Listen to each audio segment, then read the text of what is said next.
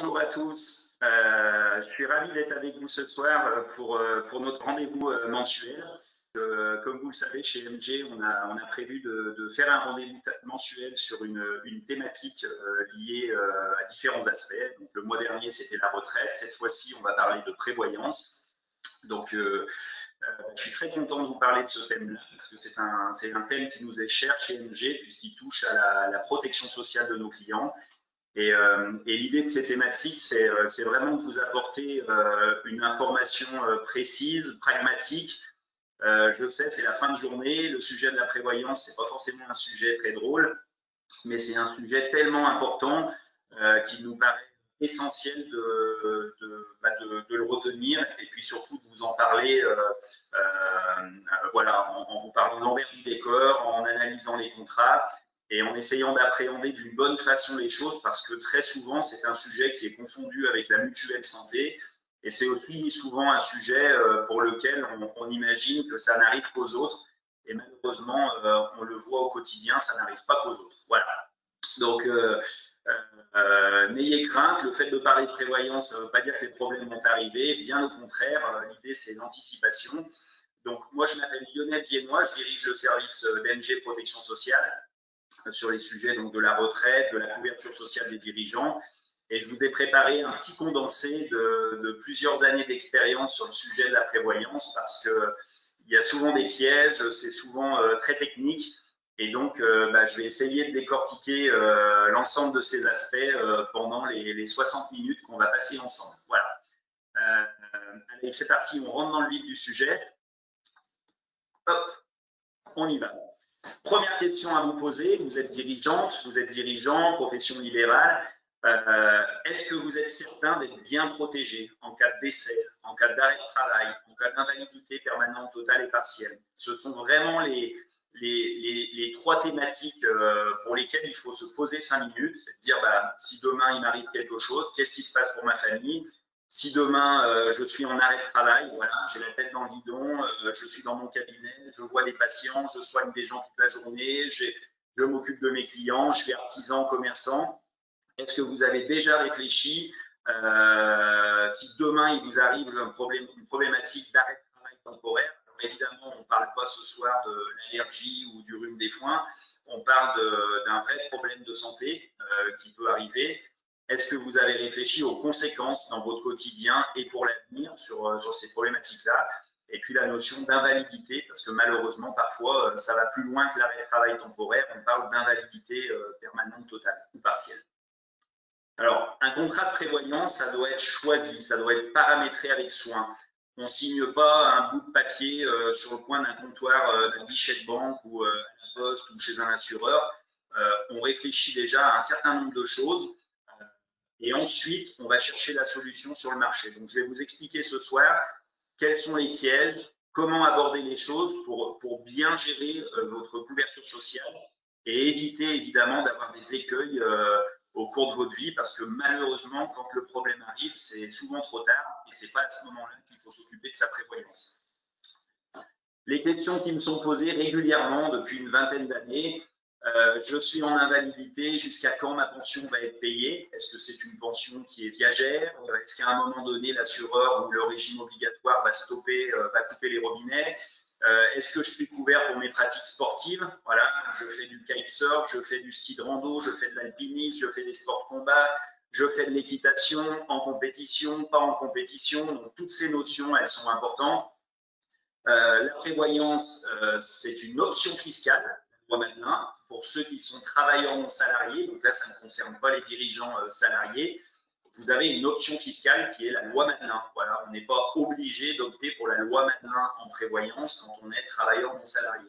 On peut tout à fait ne pas opter pour cette option-là. Donc, je vous expliquerai les incidences. À qui envoyer son arrêt de travail? Régulièrement, on a des clients qui sont en arrêt de travail et qui ne savent pas. Ils ne savent pas à qui il faut envoyer l'arrêt de travail. Est-ce qu'il faut envoyer l'original? Est-ce qu'il faut envoyer une copie de l'arrêt de travail? Est-ce qu'il faut arroser tout le monde? Donc, je vous réexpliquerai les bons interlocuteurs. Les antécédents médicaux, malheureusement, parfois, on ne s'est pas occupé de sa prévoyance tout de suite, ou bien depuis longtemps, on a un antécédent médical. on se met à son compte et on a un vrai problème pour s'assurer parce que on est diabétique, parce qu'on a des stents, parce que on a eu un cancer il y a 10 ans. Quid, comment faire? Quel est le meilleur assureur? Voilà, évidemment, à chaque fois que vous voyez un assureur, c'est le dernier qui a parlé qui a raison. Si vous faites venir Swiss Life, ça sera le meilleur. Si vous faites venir AJP, ça sera le meilleur, et ainsi de suite. Donc, comment choisir un contrat d'assurance? Comment choisir son assureur? Eh bien, évidemment, très souvent en lisant les conditions générales, chose que personne ne fait parce qu'on ne comprend rien, donc c'est un petit peu casse-pied. Donc, je reviendrai là-dessus. Première thématique, si vous le voulez bien, quand on parle de prévoyance, donc on commence par les risques à couvrir. D'accord? Donc, la prévoyance, ça n'est pas la mutuelle santé. C'est assez français de mélanger mutuelle santé et prévoyance. On a un tel positionnement des régimes obligatoires que souvent les gens mélangent tout. Donc la mutuelle, c'est ce qu'on appelle les remboursements de frais médicaux. La prévoyance, c'est la couverture d'un risque qui peut arriver, mais s'il n'arrive pas, ça n'a rien à voir avec les dépenses de santé à l'hôpital, au labo, à la pharmacie. Donc là, on parle vraiment d'un risque à couvrir et pour lequel on va percevoir une indemnisation si jamais le risque se produit. Alors, quels sont les risques à couvrir? Voilà. Systématiquement, quand vous abordez votre prévoyance, vous devez répondre à chacune de ces 4 problématiques. Voilà. Si vous passez à côté de l'une ou de l'autre, vous ratez forcément quelque chose. Première chose, c'est le décès. Le décès, je ne vais pas vous faire un dessin, évidemment, ça ne fait pas mourir d'en parler. C'est quelles sont les conséquences pour ma famille, évidemment, puisqu'on n'est plus là. Est-ce que les gens qui me sont chers vont être en difficulté financière du fait que je représentais le gros du revenu de la famille? Est-ce que je dois continuer? Est-ce que mes ayants droit vont avoir des droits de succession à payer importants? Est-ce qu'il va y avoir des choses à payer au niveau de l'entreprise, puisque vous êtes dirigeant d'entreprise? Pour solder une entreprise, pour liquider une entreprise, pour transmettre une entreprise, il y a forcément des frais, des honoraires, des régularisations d'impôts à payer. Donc, très souvent, la problématique du décès, elle est regardée un petit peu rapidement. Donc, on reviendra là-dessus. La notion d'arrêt de travail, celle-ci, c'est la plus courante. Donc,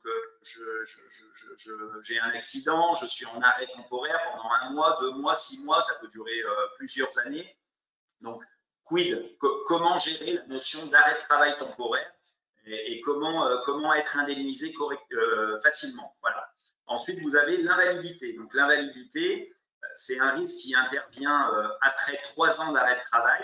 Alors, cette invalidité, elle peut intervenir avant, quand la pathologie elle est consolidée rapidement, mais elle intervient légalement au bout de 3 ans d'arrêt de travail, 1095 jours. Et puis, on a la notion de frais généraux permanents qui est souvent oubliée.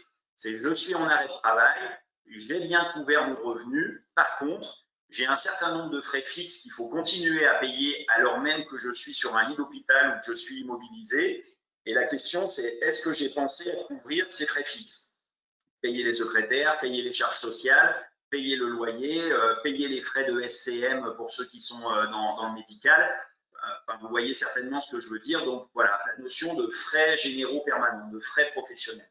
Donc ce sont les 4 risques obligatoires sur lesquels il faut se poser 5 minutes. Alors, je reviens sur chacun des risques. Le décès, moi ce que j'ai constaté au fil des années, c'est que les gens sous-estiment la place qu'ils ont au niveau du revenu de la famille, d'accord? Et donc, si jamais cette personne-là qui représente le gros du revenu disparaît, c'est une catastrophe financière pour les ayants droit. Donc, oui, évidemment, très souvent, on assure les crédits, puisque les banques ne prêtent pas d'argent, ou très rarement, sauf si vous avez un gros patrimoine, mais elles vous imposent d'avoir une garantie décès invalidité sur vos crédits. Donc, oui, évidemment, les biens immobiliers, les crédits sont payés très souvent quand on est assuré à 100%. Mais ce qui manque, c'est souvent du cash. Voilà, parce que les droits de succession sont quand même assez importants en France, quoi qu'on en dise.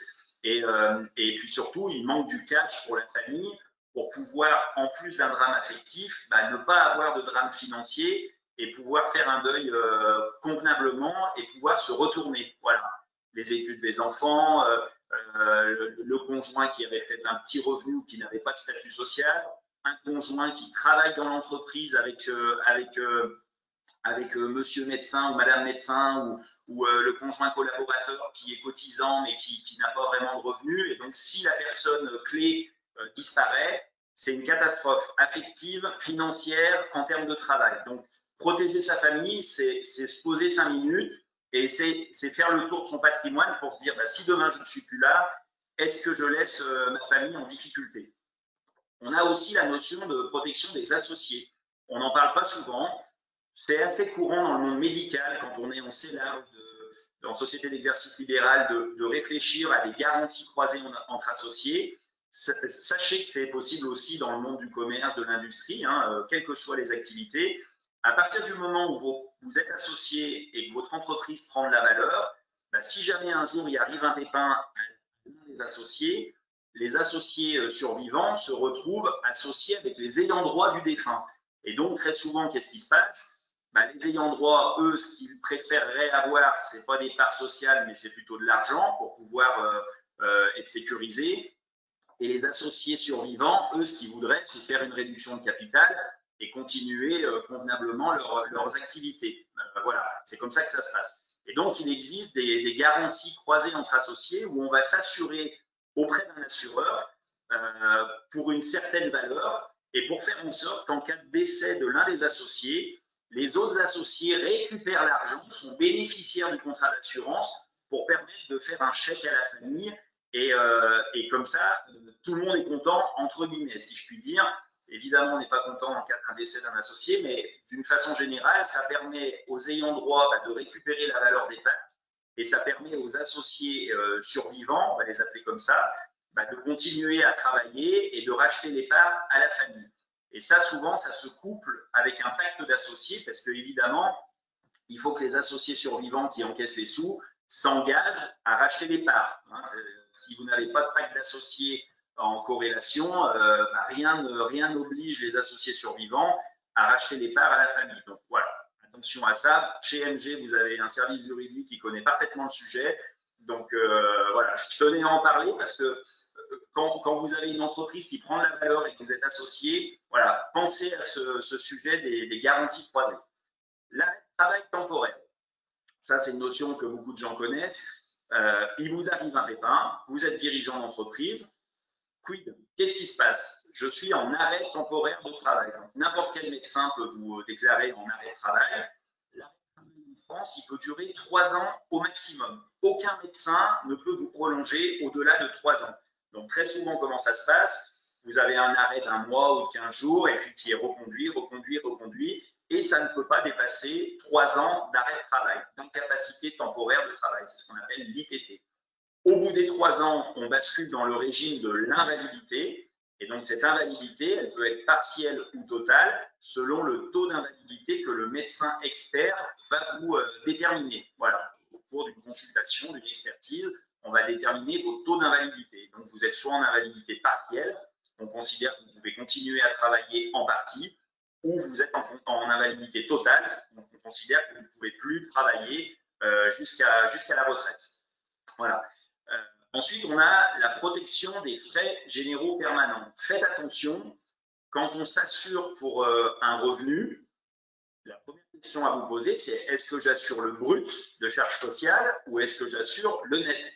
Vous êtes dirigeant d'une SARL, vous êtes président de SAS, vous êtes gérant d'une CELA ou vous êtes médecin libéral ou infirmier libéral, enfin, peu importe. La question, c'est quel est le revenu net dont j'ai besoin, plus les charges, plus les frais. Donc, cette notion de frais généraux permanents, elle est importante. Il faut la distinguer du revenu. Donc, il faut faire l'inventaire des charges fixes que vous allez continuer à payer si jamais vous êtes en arrêt temporaire de travail. J'ai vu des dirigeants qui n'avaient pas des grosses sociétés pour lesquelles tout reposait sur eux.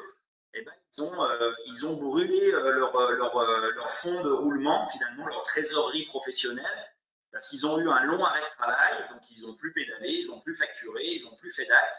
Et quand ils ont récupéré la santé, qu'ils ont recommencé, malheureusement, toutes ces charges fixes qui continuent à courir pendant la phase de l'arrêt de travail, si ça dure 3 mois, 4 mois, 5 mois, puis que vous n'avez pas des équipes qui permettent de continuer à alimenter l'activité, eh ben, vous avez vos trésoreries professionnelles qui font comme neige au soleil. Et donc, c'est très important de réfléchir à cette notion de frais fixes et de frais généraux. Mais j'y reviendrai tout à l'heure. Les règles à connaître, plusieurs choses. La prévoyance, d'une part, c'est le régime obligatoire. Donc, avant d'aller souscrire un contrat, garantie accident de la vie, prévoyance Madelin, contrat collectif pour les cadres, déjà, on se pose la question de son régime obligatoire. C'est comme la retraite. Le mois dernier, j'avais parlé de retraite. On a toujours deux choses. Vous avez le régime obligatoire de prévoyance et ensuite, facultativement, vous pouvez souscrire un régime complémentaire quand vous constatez que le régime obligatoire, il est insuffisant, quand vous constatez les carences du régime obligatoire. Tout le monde se plaint de payer des charges sociales. Moi d'ailleurs aussi, je me plains. C'est un réflexe en tant que dirigeant puisqu'on en paye beaucoup. Mais sachez que dans les charges sociales qu'on paye, on a aussi de la prestation sociale. Et ça, il ne faut pas l'oublier. On a quand même un régime obligatoire en France et dans le monde qui est quand même très protecteur, malgré ce qu'on en dise. Si on regarde un peu les autres pays dans le monde, c'est bien moins protecteur. Vous allez en Suisse, vous allez aux États-Unis, vous allez en Angleterre, ça n'a rien à voir. Et donc, le régime obligatoire dans lequel vous cotisez, c'est à la fois une caisse de prévoyance et à la fois une caisse de retraite. Donc, sachez que votre caisse de retraite, c'est aussi votre caisse de prévoyance au niveau des régimes obligatoires. Et donc, c'est votre statut social qui va faire que vous allez cotiser dans le régime général, sécurité sociale, à la Sécu des indépendants, à la carte IMCO, à la CIPAV. Donc, en fait, votre activité principale et votre statut social va faire que vous allez être plutôt dans telle ou telle caisse de prévoyance obligatoire. Donc, pour faire simple, quand on est salarié, on dépend de la sécurité sociale du régime général. Voilà. Et très souvent, on croit qu'on est mieux protégé, que c'est génial, que c'est super, qu'en fait, tout est pris en charge. Donc, c'est faux. Voilà, il faut arrêter de dire ça. Quand on est salarié, le régime obligatoire, vous allez le voir, il est assez faible. Et ensuite, vous avez les régimes de travailleurs non salariés. Donc, dans les régimes de travailleurs non salariés, vous avez 12 caisses de profession libérale qu'on appelle CNAVDL. Donc, les caisses des notaires, les caisses des avocats, CNPF, vous avez la caisse des médecins, la CARF, la carte IMCO pour les professions paramédicales, vous avez la CIPAF pour nos amis architectes et pour les professions de conseil. Bref, j'en passe et les meilleurs. Chacune de ces caisses prévoit une prestation sociale en cas de décès, en cas d'arrêt de travail, en cas d'invalidité, pas pour les frais pro, jamais, mais elles prévoient toutes quelque chose plus ou moins important pour chacun de ces risques. Voilà. Donc déjà, la première chose, quand on est dirigeant d'entreprise ou profession libérale, on s'intéresse à son régime obligatoire pour savoir comment est-ce qu'on est indemnisé au niveau de sa caisse, puisque vous payez obligatoirement des cotisations dans ces régimes-là. Donc ça, c'est déjà très important. Les prestations du régime général. Voilà, j'entends souvent dire des professionnels, voire même des particuliers, oh, je suis malade, je reste dans le régime salarié, ou j'ai des pépins de santé, je reste dans le régime salarié. Le régime salarié, voilà ce qu'il prévoit. Sachez-le, si vous êtes président de SAS, gérant minoritaire, vous dépendez du régime général. Le décès, c'est 3 400 € de chèque qui est fait à la famille. Donc, on ne peut pas aller très loin avec ce chèque-là. L'arrêt de travail temporaire, vous avez un maintien de salaire pendant les 3 premiers mois. Ensuite, vous tombez à 50% du salaire. Et ensuite, au maximum, vous touchez 1 700 € par mois de la sécurité sociale. Donc ça, c'est pour l'arrêt de travail pendant 3 ans. Et puis, au niveau de l'invalidité, si vous n'avez pas de régime complémentaire, toujours, on a des prestations qui varient entre 1 000 € par mois et 1 700 € par mois selon votre taux d'invalidité. Donc, un dirigeant d'entreprise, pour être très clair, président de SAS, gérant minoritaire, qui se dit, tiens, moi, je n'ai pas besoin de contrat de prévoyance, je prends juste le contrat de prévoyance obligatoire que mon cabinet comptable m'a demandé de prendre les 1,5 de la tranche A au niveau du capital décès. Enfin, bon, bref, c'est la convention collective des cadres qui impose ça. Eh bien non, ça ne suffit pas. Ça ne suffit pas puisque votre revenu n'est absolument pas pris en charge en cas d'arrêt de travail ou d'invalidité. Vous avez des plafonds qui sont extrêmement faibles. Donc, sachez-le, quand on est salarié, ça ne veut pas dire qu'on est bien couvert. Les prestations des régimes des travailleurs non salariés, je vais vous citer quelques exemples pour faire simple. Vous êtes médecin, de 0 à 3 mois, alors je reviendrai dessus tout à l'heure, votre caisse de prévoyance ne donne rien. Il y a la CPAM qui commence à intervenir, je vous en parlerai, mais quand on est médecin libéral, on est payé du 3e mois aux 3 ans. quand on est à la CIPAV, on ne touche rien. Il n'y a aucune indemnité journalière qui est prévue à la CIPAV entre 0 et 3 ans. Si vous êtes expert comptable, CAREC ou avocat, on a des indemnités journalières. Si vous êtes Carpinco, on a une cinquantaine d'euros par jour d'indemnités journalières qui interviennent de 90 jours à 3 ans. Bref, chaque régime, en fonction de vos métiers, prévoit une prestation en cas de décès, en cas d'arrêt de travail, en cas d'invalidité. Quoi qu'il en soit, on pourrait passer une journée à détailler chaque régime, ce n'est pas le but de ce soir. Ce qu'il faut savoir, c'est que vos régimes obligatoires ne sont pas suffisants. Voilà. Ne pas prendre de contrat de prévoyance, c'est vivre dangereusement. Alors, tout le monde est grand, majeur, vacciné. Après, il ne faut pas venir se plaindre. Voilà. Parce que très souvent, on commence à penser à la prévoyance quand on a mal au genou, quand on fait une analyse qui n'est pas bonne. C'est trop tard. Je vous expliquerai tout à l'heure comment sont tournés les questionnaires de santé. La prévoyance, on s'en préoccupe quand tout va bien. Ce n'est pas quand on commence à avoir des problèmes, c'est souvent trop tard. Donc faites attention à ça. Un nouvel intervenant, la CPAM, j'en parle 2 minutes.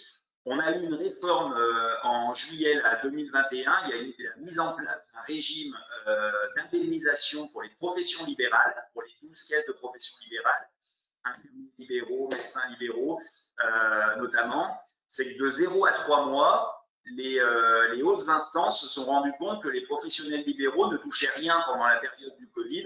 Donc, c'était temps de se réveiller, évidemment. Et donc, ils ont prévu des indemnités journalières payées par la CPAM du 4e jour au 90e jour.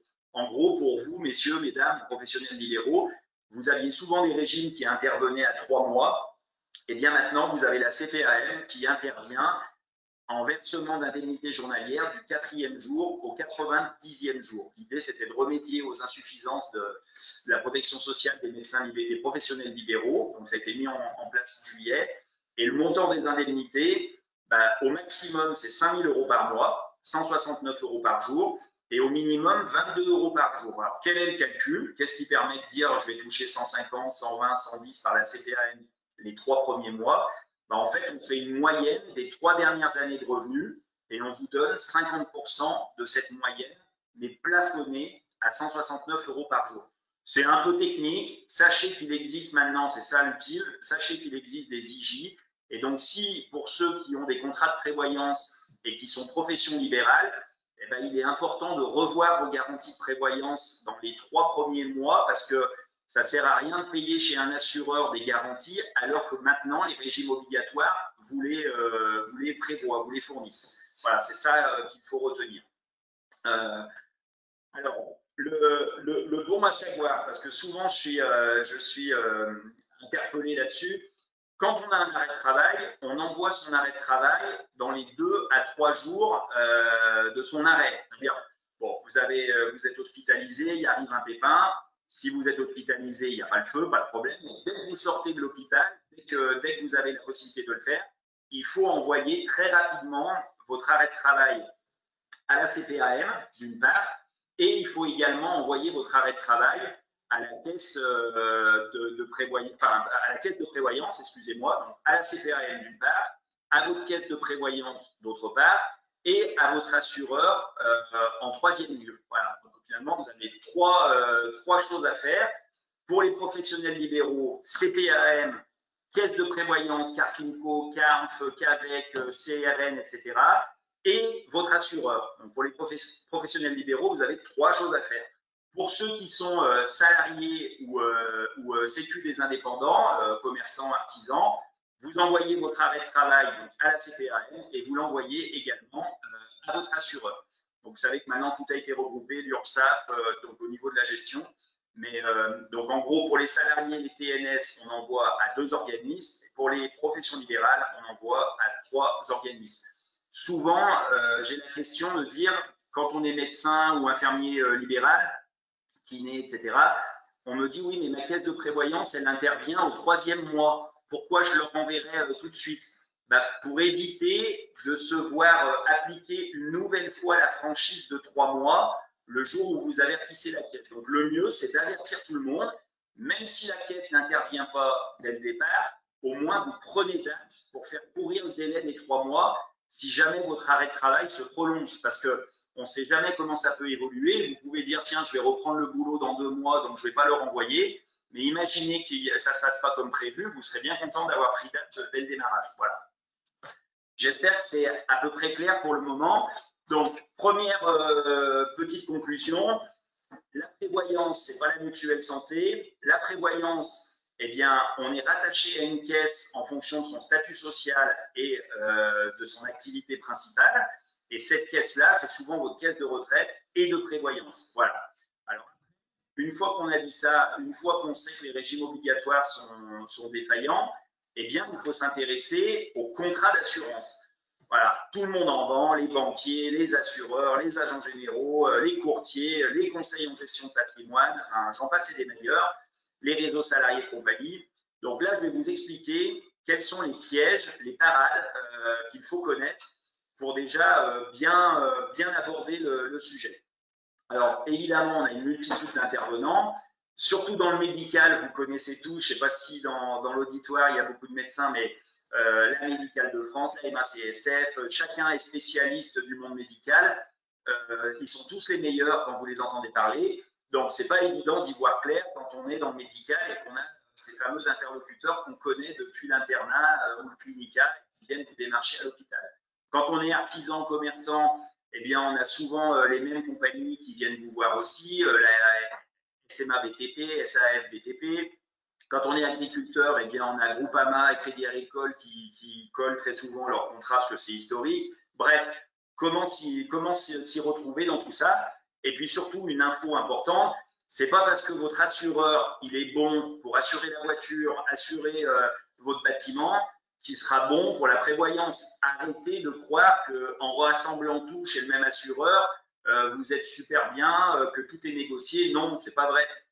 Chaque compagnie d'assurance a une marotte. Chaque compagnie d'assurance est bien placée dans un domaine, mais peut être complètement mal placée dans d'autres domaines. Donc ça, il faut vraiment comprendre que les assureurs ne sont pas bons partout. Et donc l'idée, c'est de se faire accompagner pour aller chercher la bonne compagnie avec les bonnes garanties en fonction de votre besoin et de votre sensibilité. Le premier piège, c'est méconnaître la durée d'indemnisation de votre contrat. La plupart des contrats des banques, je le vois régulièrement, prévoient des prestations en cas d'arrêt de travail, mais elles prévoient une prestation qui est limitée dans le temps. Et elle est limitée dans le temps très souvent à 1 an. Alors, il y a des contrats qui payent 3 ans, mais on voit très souvent des contrats un peu basiques qui payent les gens pendant 1 an, pendant 365 jours. Donc, qu'est-ce que ça veut dire?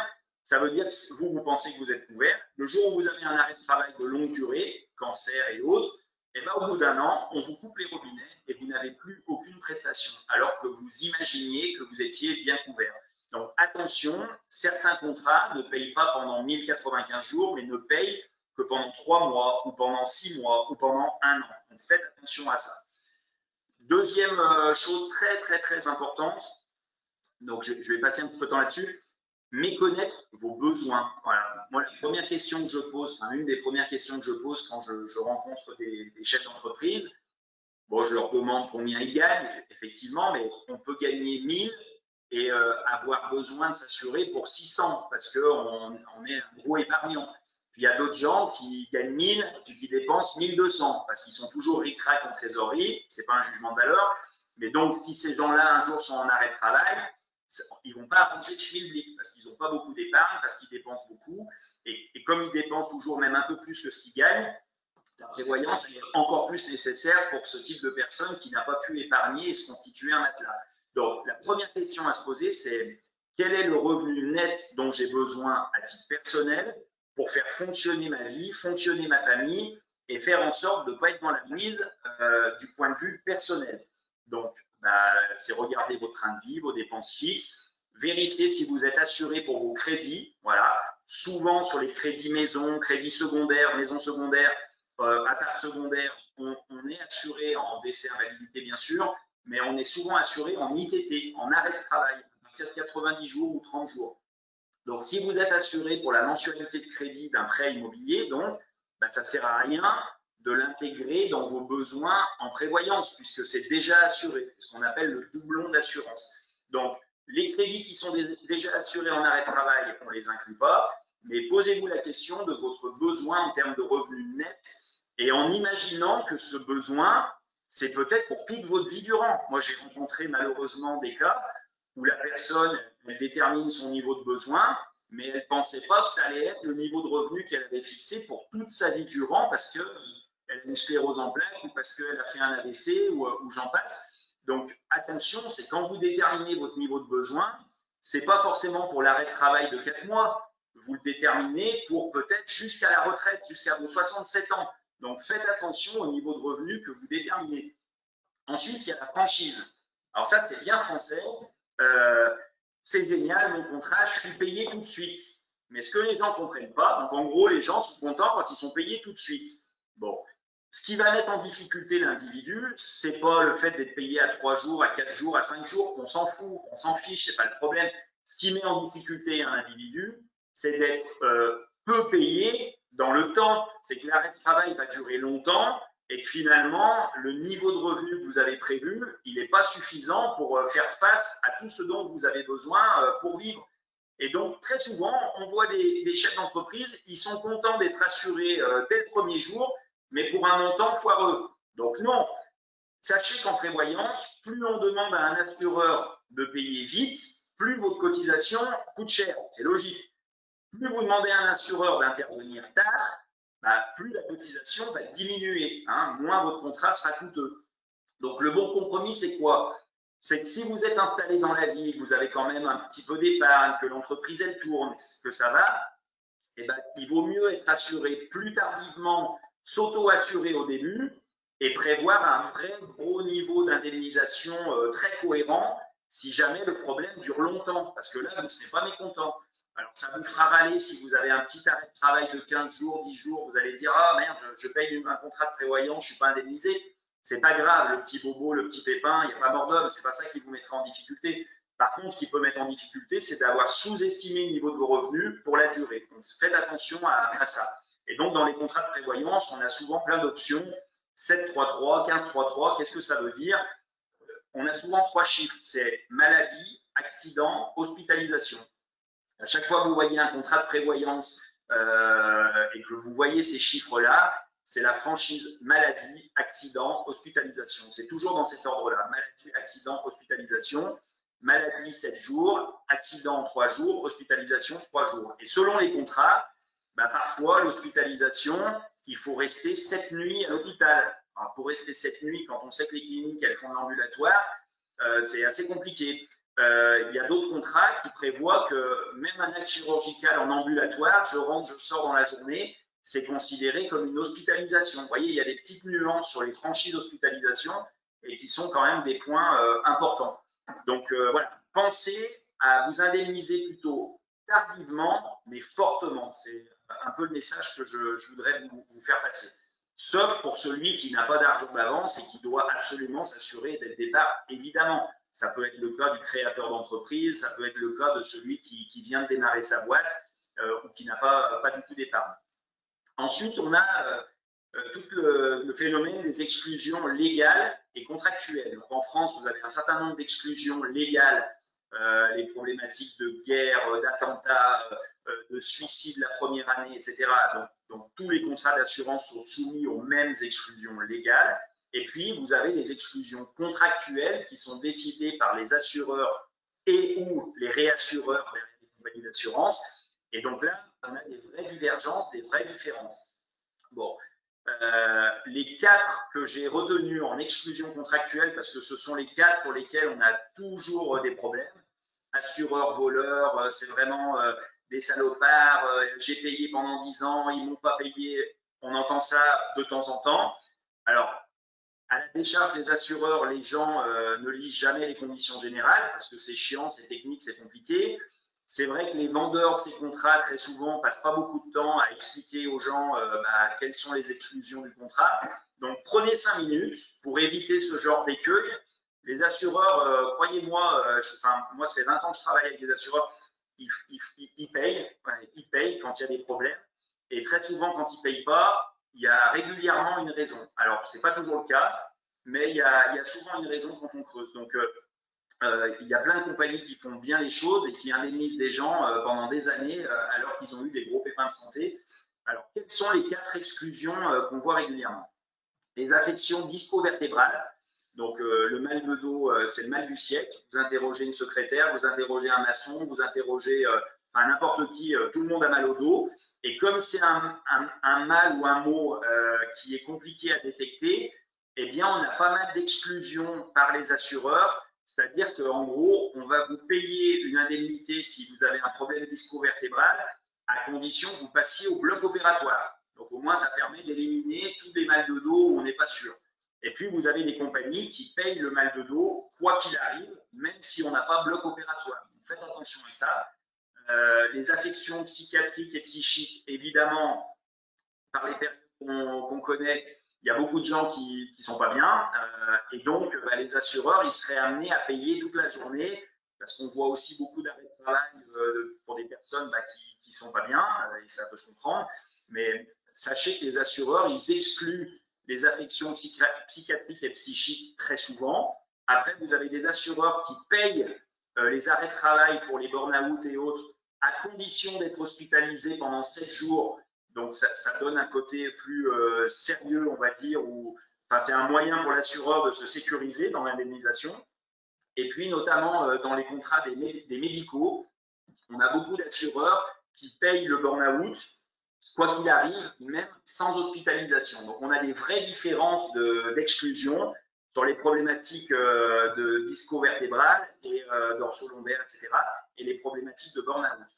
Grossesse pathologique, pour s'il y a des dames, des jeunes femmes qui m'écoutent, sachez qu'un contrat de prévoyance n'indemnise pas le congé maternité. Voilà. Quand vous êtes dans le délai légal de l'arrêt maternité, il n'y a pas d'indemnisation par les assureurs. Ils considèrent que ce n'est pas du tout une pathologie, évidemment.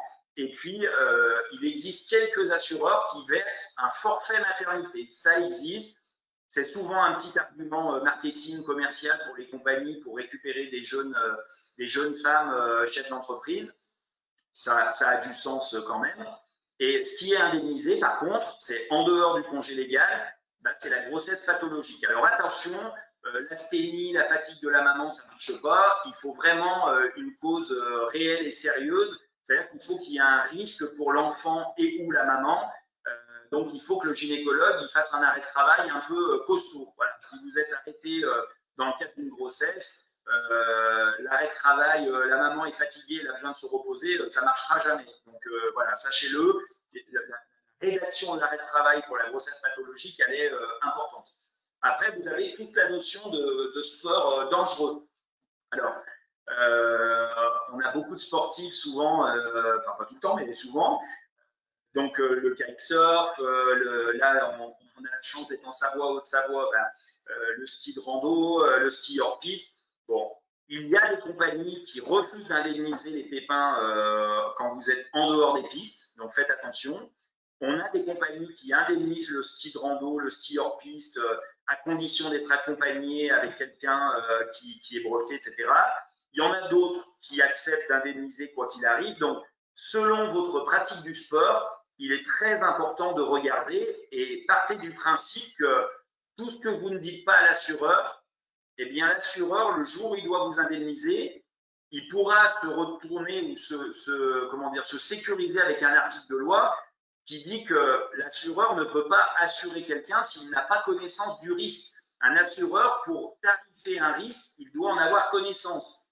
Et donc, si vous pensez être indemnisé en faisant des combats de MMA, en faisant de l'équitation de compétition avec saut d'obstacles et autres, sachez que vous n'êtes pas assuré parce que vous ne l'avez pas dit à l'assureur et vous n'avez pas eu un retour de l'assureur avec un questionnaire spécifique. Donc, dès que vous pratiquez des sports un peu particuliers, c'est pas la moto en ville, c'est pas le running, c'est pas, mais des sports un peu considérés dangereux, la plongée par exemple, eh bien, il faut remplir un questionnaire spécifique auprès de l'assureur et avoir sa validation. Et là, vous êtes tranquille. C'est vraiment très important. Je continue. Oublier d'assurer ses frais professionnels. C'est effectivement un autre risque. Je vous en ai parlé tout à l'heure. Le fait de ne plus travailler, ça n'empêche pas les organismes sociaux de vous prélever vos charges sociales, l'URSSAF, la CARMS, la CARPINPO, enfin, même si vous êtes sur un lit d'hôpital, vous continuez à payer vos charges. Et à partir d'un certain nombre de mois d'arrêt de travail, quand on passe en ALD, en affection longue durée, on peut commencer à demander des exonérations auprès des organismes. Mais attention, les impôts, les charges sociales, il faut continuer à les payer. Les frais de SCM, les frais fixes de votre entreprise, eh bien, il faut continuer à payer ça. Donc, faites attention à cette notion de frais professionnels. D'accord? Je parle des frais courants et des charges sociales obligatoires. Les barèmes en cas d'invalidité, ça c'est important, notamment pour un certain nombre de professions. Je pense à nos amis médecins ou paramédicaux notamment. Sachez que quand on détermine un taux d'invalidité, c'est un médecin expert rattaché à la compagnie d'assurance qui va déterminer le taux d'invalidité. Et puis, vous avez aussi un médecin du travail auprès de la caisse de prévoyance qui va aussi déterminer un taux d'invalidité. Donc, vous avez le régime obligatoire qui détermine un taux d'invalidité, donc votre caisse de prévoyance. Vous avez un assureur qui mandate un médecin indépendant qui va déterminer votre taux d'invalidité. Alors, il y a plusieurs phénomènes. Le régime obligatoire peut vous déclarer un taux d'invalidité d'un certain niveau et l'assureur ne va pas forcément appliquer le même taux. C'est-à-dire que chaque organisme va avoir sa propre vision des choses et son propre barème. C'est que pour déterminer un taux d'invalidité, les médecins vont utiliser un barème. Et donc, c'est très important, quand vous prenez un contrat de prévoyance, de savoir quel est le barème qui sera utilisé en cas d'invalidité. Je vous donne un exemple. Le barème qui est utilisé par les médecins auprès des tribunaux, donc au niveau des régimes obligatoires, c'est le barème sécurité sociale. C'est ce qu'on appelle un barème fonctionnel. En gros, on décortique le corps humain et en fonction, vous êtes droitier, gaucher, vous vous faites mal à la phalange droite ou à la phalange gauche, on vous détermine un taux d'invalidité. En gros, enfin, j'exagère, mais c'est pas loin de la vérité, il faut être au seuil de la mort pour avoir un taux d'invalidité élevé dans le cadre d'un barème fonctionnel. Je vous donne un exemple. Je suis chirurgien, la pince, le pouce, la main, médecin spécialiste. Demain, vous avez un problème à la main. Si vous avez un barème sécurité sociale dans votre contrat qui doit être utilisé, un problème à la main, vous n'aurez absolument rien en termes de taux d'invalidité. On va vous dire, monsieur, madame, vous pouvez continuer à vivre comme avant. Alors vous allez dire, oui, mais je ne comprends pas, moi je suis chirurgien, je ne peux plus faire mon métier. Oui, mais monsieur ou madame, dans votre contrat, on utilise un barème sécurité sociale, on ne tient pas compte de votre métier, on tient compte d'une problématique fonctionnelle du corps humain. Ça, c'est le barème sécu. En gros, c'est le plus foireux. Voilà, pour faire simple. C'est pas très joli ce que je dis, mais au moins le message il est clair. Barème professionnel, c'est le plus protecteur. Alors, barème professionnel, c'est quoi? On ne va regarder votre taux d'invalidité que par rapport à votre spécialité, que par rapport à votre métier. Et donc là, c'est très important. Vous avez des gens en France, dans le médical, qui sont anapathes. Donc eux, ils regardent dans les microscopes pour voir si le cancer il est agressif, etc. Donc s'ils ont un problème aux yeux, hop, c'est 100% d'invalidité. Un anesthésiste, un chirurgien, une infirmière libérale, pareil. Un problème à la main, hop, c'est 100% d'invalidité. Parce que on vous assure pour un métier, et si demain vous ne pouvez plus faire votre métier comme avant le problème, vous avez un taux d'invalidité plein pot. Donc vous avez 100% de la rente. Et puis après, on a des barèmes croisés, c'est ce qu'on voit souvent aussi, c'est-à-dire que l'assureur va faire une moyenne entre votre taux d'invalidité professionnelle et le taux d'invalidité fonctionnelle. Et on va faire une moyenne des deux. Donc en gros, quand vous prenez un contrat de prévoyance, cette notion de barème, elle est très importante. Voilà, pensez-y. Donc demandez systématiquement les conditions générales du contrat. Le problème du mi-temps thérapeutique, on a malheureusement beaucoup de cancers. Voilà, c'est comme ça. Et donc, il y a pas mal de contrats de prévoyance. En gros, quand vous êtes en arrêt temporaire de travail, vous ne travaillez plus, vous êtes indemnisé. Dès que vous reprenez une activité, même à mi-temps ou à temps partiel, vous reprenez une activité, donc vous n'êtes plus en incapacité totale de travailler. Et donc, vous avez beaucoup de contrats de prévoyance qui arrêtent d'indemniser alors même que vous ne rebossez qu'un jour par semaine ou 2 jours par semaine ou que les matins. Et ça, c'est pas vraiment normal parce que ça contribue beaucoup à la guérison des gens, surtout du point de vue du moral. Et on a beaucoup de contrats de prévoyance qui n'indemnisent pas quand on reprend un mi-temps thérapeutique. Donc faites attention à la notion de mi-temps thérapeutique, elle est très importante parce que l'âge avançant, alors tout le monde n'a pas des cancers évidemment, mais ça peut arriver. Et c'est quand même assez intéressant et sécurisant de pouvoir reprendre un petit peu le travail après une phase de traitement. Et ça contribue quand même vachement au rétablissement des personnes. Donc, faites attention à ça. On a beaucoup de différences dans la problématique du mi-temps thérapeutique auprès des compagnies d'assurance. Ajuster les rentes éducation. Et oui, quand on s'assure en prévoyance, on peut s'assurer pour un capital décès, mais on peut assurer aussi son conjoint ou ses enfants pour une rente de conjoint ou rente éducation. Et très souvent, quand on analyse les contrats, on voit des personnes où les enfants sont encore sur le contrat de prévoyance avec des rentes éducation qui peuvent être importantes, alors que les enfants ont quitté le foyer fiscal, ils ne font plus d'études supérieures et les individus continuent à payer des contrats pour des garanties qu'ils n'auront pas. Donc, pensez à ajuster vos rentes éducation, si vous en avez, pour faire en sorte de diminuer le poids de votre cotisation. C'est souvent quelque chose qui est oublié parce que les gens ne savent pas trop lire leur contrat. Et quand on a des rentes éducation, ça ne sert à rien de les garder si vos enfants ils ont 25 ans ou 26 ans. Ça ne s'arrête pas automatiquement auprès des assureurs. C'est un peu bizarre. Les contrats indemnitaires ou forfaitaires, très important. Ce n'est pas l'un qui est mieux que l'autre. Vous avez deux types de contrats de prévoyance en France. Tous les contrats regroupés sont soit indemnitaires, soit forfaitaires. Contrat indemnitaire, on va vérifier la réalité de vos revenus sur l'année N-1 ou sur la moyenne des 2 ou 3 dernières années avant de vous payer. Je suis assuré, je paye mes cotisations, un jour il m'arrive un pépin, l'assureur, avant de sortir le chéquier, il va venir vérifier combien vous gagnez réellement pour être sûr qu'il y ait bien une cohérence entre l'indemnisation qu'il va vous verser et le revenu que vous êtes capable de justifier. C'est le principe de l'enrichissement sans cause. En France, c'est un arrêt de la Cour de cassation.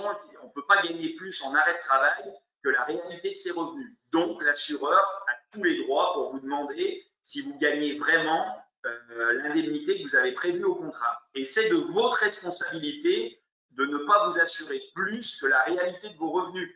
Même si vous payez pendant 15 ans à fond perdu pour une certaine somme, le jour où vous êtes indemnisé, l'assureur, s'il constate que vous gagnez plus en arrêt que ce que vous êtes capable de justifier, il ne va pas vous payer zéro. Il vous paiera à due concurrence, c'est-à-dire qu'il vous paiera jusqu'à la hauteur de ce que vous êtes capable de justifier. Ça, c'est ce qu'on appelle les contrats indemnitaires. Ces contrats-là, ils sont un tout petit peu moins chers en termes de tarification que les contrats forfaitaires. Contrat forfaitaire, c'est quoi? On s'assure pour une somme et on est certain que le jour où il arrive un pépin, l'assureur ne redemandera pas de justificatif de revenus 10 ans plus tard, 15 ans plus tard. Sauf que quand on met en place le contrat forfaitaire, il faut être capable au démarrage de prouver qu'on est capable de gagner la somme pour laquelle on s'assure. Donc en fait, l'assureur va demander au démarrage un avis d'imposition ou un bilan pour vérifier que ce que vous demandez pour la suite de votre vie professionnelle, vous êtes bien capable de le justifier.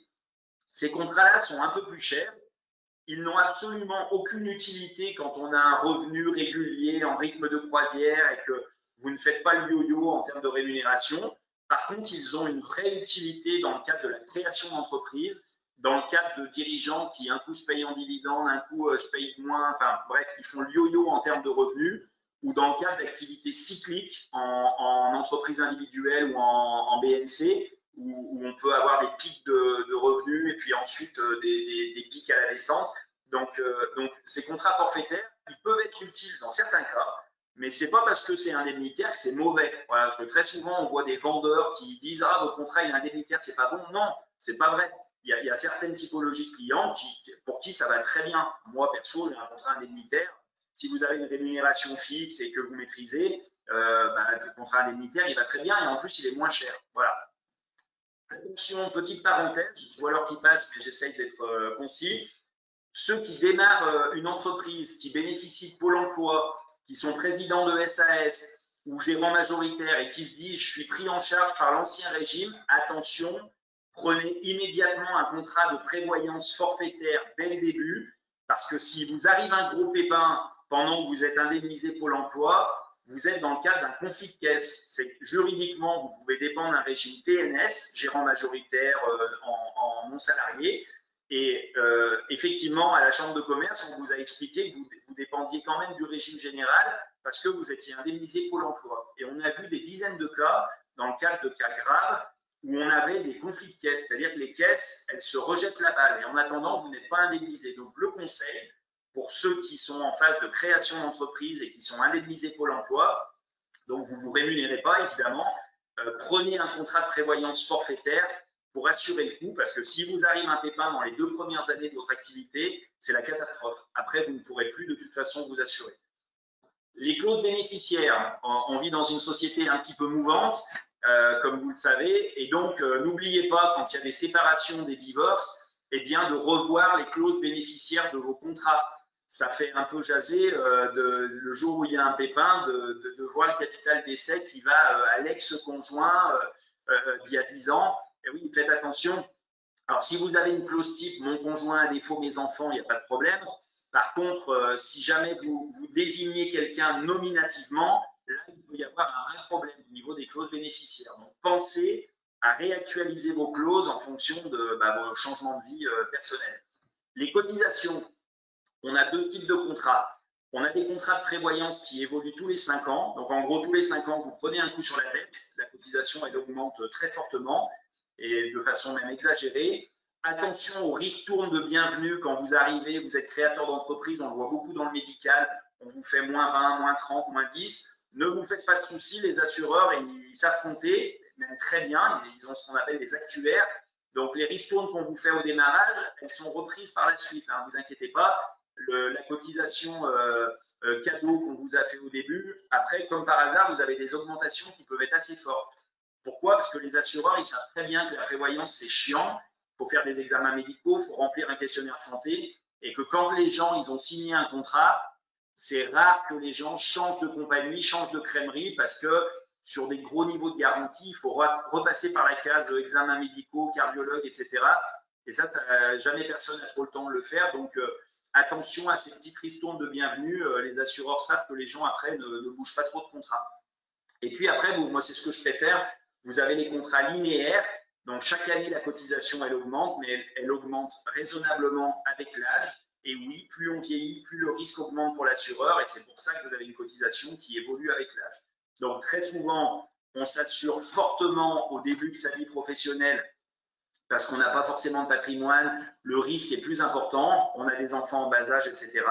Plus vous avancez dans la vie, plus si les affaires se passent bien, vous avez un peu d'épargne, un peu d'immobilier payé, désendetté, et moins vous avez besoin d'avoir des grosses garanties arrêt de travail, invalidité, si votre patrimoine il continue à s'étoffer. En gros, vos prévoyances, il faut les faire évoluer. L'enjeu fiscal, c'est important. Bon, en 2 mots, pour ceux qui sont travailleurs non salariés, soit vous optez pour la loi Madelin, soit vous n'optez pas pour la loi Madelin. C'est le même contrat, contrat de prévoyance. Il peut être Madelin ou non Madelin, mais c'est le même contrat. Si vous optez pour la loi Madelin, vous allez déduire fiscalement les cotisations. Donc ça, c'est toujours sympa. On déduit fiscalement les cotisations, ça passe en charge. Par contre, le jour où vous êtes indemnisé, c'est du revenu de remplacement, donc vous allez payer des charges sociales et des impôts sur l'indemnité journalière que vous allez percevoir de l'assureur. Ça, c'est l'enjeu de la loi Madelin. 90% des dirigeants des professions libérales optent pour la loi Madelin parce qu'ils passent en charge. Si vous n'optez pas pour la loi Madelin, vous avez le droit de changer d'avis, vous pouvez faire un mail à l'assureur, et bien à ce moment-là, vous n'allez pas déduire la cotisation dans vos charges, vous n'aurez pas d'économie d'impôt, ça ne sera pas une charge fiscale. Par contre, le jour où vous êtes indemnisé, c'est une aide fiscale, une aide sociale. C'est-à-dire que vous avez une prestation rente d'invalidité ou arrêt de travail, c'est une aide de charge sociale et une aide d'impôt. Donc, ça se réfléchit en fonction de votre situation.